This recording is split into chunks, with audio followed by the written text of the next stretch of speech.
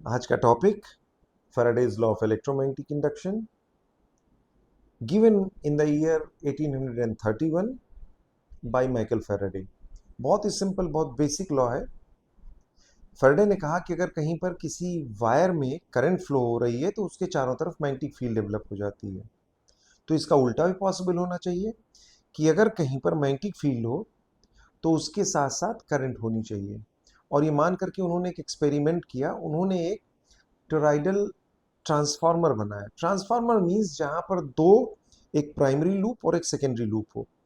Like toroidal means एक ऐसा toroidal shape जिसके एक तरफ लूप जिसको हम टाइम वेरिंग करंट से कनेक्ट कर सके, और दूसरा लूप जहां पर हम एक ऐसी डिवाइस कनेक्ट कर सके जिससे करंट मेजर की जा सके। रिजल्ट क्या रहा कि यहां पर अगर टाइम वेरिंग करंट पास हो रही है इस लूप के थ्रू तो टाइम वेरिंग मैग्नेटिक फील्ड पैदा होगी, मैग्नेटिक फ्लक्स पैदा हुआ। ये मैग्नेटिक फ्लक्स, ये मैग्नेटिक लाइंस दूसरे लूप से पास होते हैं और टाइम के साथ वेरी करते हैं।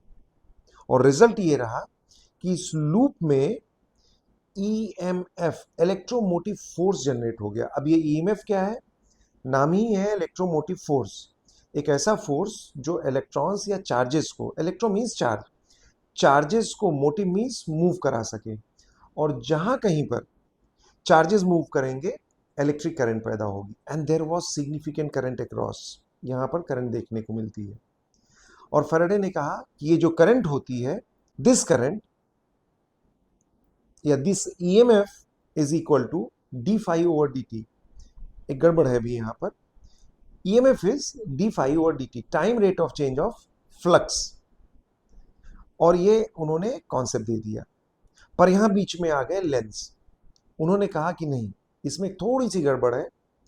EMF induced is equal to minus d phi over d t, negative time rate of change of magnetic flux. That means flux की वजह से जो ईएमएफ पैदा होगा वो जिस वजह से पैदा हो रहा है ईएमएफ, वो उसी को अपोज करेगा। कॉन्सेप्ट बहुत सिंपल सा है, पर इसका कहीं पर कोई एक्सप्लेनेशन ढंग से नहीं दिया गया है। तो बहुत सिंपल सा एक्सप्लेनेशन है कि मैग्नेटिक फ्लक्स जिस वजह से पैदा हो रहा है उसी को अपोज करेगा। अब मैं एक लूप लेता हूं, ये रहा। इस लूप के क्रॉस हम फ्लक्स को वेरी कराते हैं। लाइक अगर मैं मान लूं ये मैग्नेट है, इस मैग्नेट का ये नॉर्थ पोल है। अब दो चीजें हमें इसमें देखनी होती हैं, मैग्नेटिक लाइंस किधर को जा रही हैं और मैग्नेटिक लाइंस बढ़ रही हैं या घट रही हैं।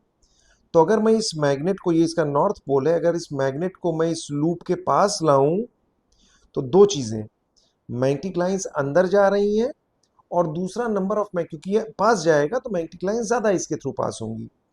तो दो रिजल्ट्स देखने को मिले। मैग्नेटिक फ्लक्स इस लूप के थ्रू परपेंडिकुलरली इनवर्ट होगा और ये नंबर ऑफ लाइंस इंक्रीज होंगी। लेंस ने कहा था कि यहां पर जो ईएमएफ प्रोड्यूस होगा वो इसको अपोज करेगा जिसकी वजह से पैदा हो रहा है। तो ईएमएफ पैदा होता है मैग्नेटिक फ्लक्स चेंज की वजह से। अब ये मैग्नेटिक फ्लक्स चेंज, अभी चूंकि पास जाने पर मैग्नेटिक फ्लक्स बढ़ रहा है, तो अपोज करने का मतलब हुआ कि मैग्नेटिक फ्लक्स इस मैग्नेटिक फील्ड को बढ़ने को अपोज करेगा, कम करेगा।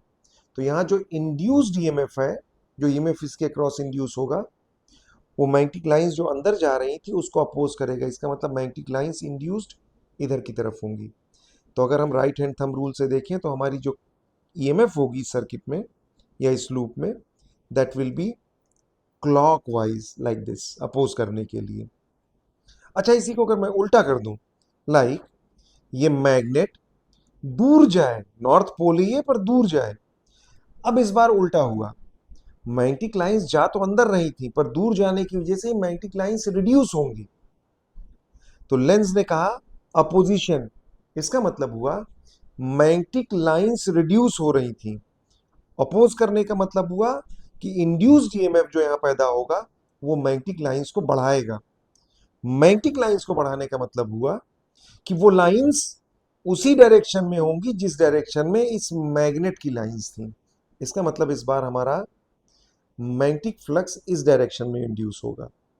और ये अगर हम राइट हैंड थंब रूल से देखें तो हमारी करंट थंब के हिसाब से इस बार एंटी क्लॉकवाइज लाइक इस तरीके से पैदा होगी।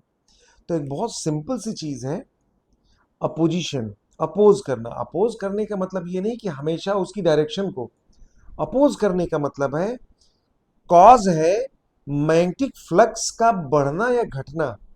तो मैग्नेटिक फ्लक्स बढ़ेगा तो अपोजिशन मतलब उसको घटाएंगे, मैग्नेटिक फ्लक्स घटेगा तो अपोजिशन का मतलब है मैग्नेटिक फ्लक्स बढ़ाएंगे। तो इसका मतलब है इसके क्रॉस जो मैग्नेटिक इंडक्शन होगा, मैग्नेटिक फ्लक्स होगा या जो इंड्यूस्ड ईएमएफ होगा वो इस मैग्नेटिक फ्लक्स के इंक्रीज या डिक्रीज को अपोज करेगा और उसी के अकॉर्डिंग यहां पर इंड्यूस्ड ईएमएफ या इंड्यूस्ड करंट पैदा होगी। दिस वाज सो रिवोल्यूशनरी कि आज की डेट में हम में से कोई भी अगर ये एक्सपेक्ट करे कि इस कॉन्सेप्ट के बिना किसी की भी लाइफ चल सकती है, बिकॉज जिस इलेक्ट्रिसिटी को आज हम सबसे ज़्यादा यूज करते हैं उस इलेक्ट्रिसिटी के प्रोडक्शन की रीजन इलेक्ट्रोमैग्नेटिक इंडक्शन या फैराडेज इलेक्ट्रोमैग्नेटिक इंडक्शन है। तो इसका मतलब है Faraday's electromagnetic induction is simplest concept. आज मेरा पर्पस यही था कि Faraday's law of electromagnetic induction को एक्सप्लेन करूं और कितना सिंपल है ये आपको बता सकूं। अगर ये वीडियो पसंद आई तो अपने जानने वाले, जो भी आपके जानने वाले हैं, आपके भाई बहन, आपके यार दोस्त, उनको फॉरवर्ड कीजिए, लाइक कीजिए, शेयर कीजिए, सब्सक्राइब कीजिए।